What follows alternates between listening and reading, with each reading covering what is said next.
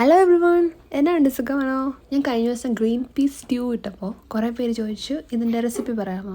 എൻ്റെ ജീവിതത്തിൽ ഇത്രയും എളുപ്പമുള്ളൊരു കറി ഞാൻ ഉണ്ടാക്കിയിട്ടില്ല കേട്ടോ.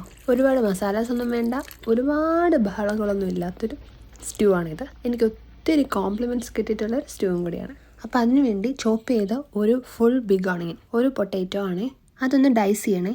അതുപോലെ തന്നെ അതിൻ്റെ കൂടെ കുറച്ച് പച്ചമുളകും പിന്നെ നമ്മുടെ ബേ ലീഫ്, സിന്നമൺ സ്റ്റിക്ക്, അങ്ങനെയൊക്കെയുള്ള സ്പൈസസും. ഒരു കുക്കറിലേക്ക് കുറച്ച് വെളിച്ചെണ്ണ ഒഴിച്ച് ഇതെല്ലാം കൂടി അതിലേക്ക് ഇടുക. എന്നിട്ട് നമ്മൾ ഗ്രീൻ പീസ് ഇടുക. പിന്നെ പൊട്ടാറ്റോ എടുക്കുമ്പോൾ നിങ്ങളത് കട്ട് ചെയ്തിട്ട് കുറച്ച് നേരം വെള്ളത്തിൽ ഇട്ട് അതിൻ്റെ സ്റ്റാർച്ചൊക്കെ ഒന്ന് പോവേ. പിന്നെ എൻ്റെ US ഫോളോവേഴ്സിന് വേണ്ടിയാണ് ഈ കോക്കനട്ട് മിൽക്കാണ് ഞാൻ യൂസ് ചെയ്യുന്നത്. വെരി ഗുഡ് കോക്കനട്ട് മിൽക്കാണ് കേട്ടോ. നമ്മളിത് കുക്ക് ചെയ്തെടുക്കുന്നത് 2ാം പാലിലാണ് കേട്ടോ.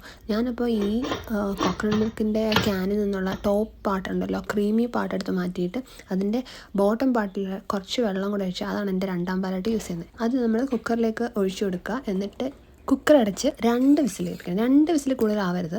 അത് കഴിഞ്ഞ് എന്താ, 1ാം പാൽ ഒഴിക്കുന്നു, 1/2 ടീസ്പൂൺ ഗരം മസാല ഇടുന്നു, കുറച്ച് ഉപ്പിടുന്നു.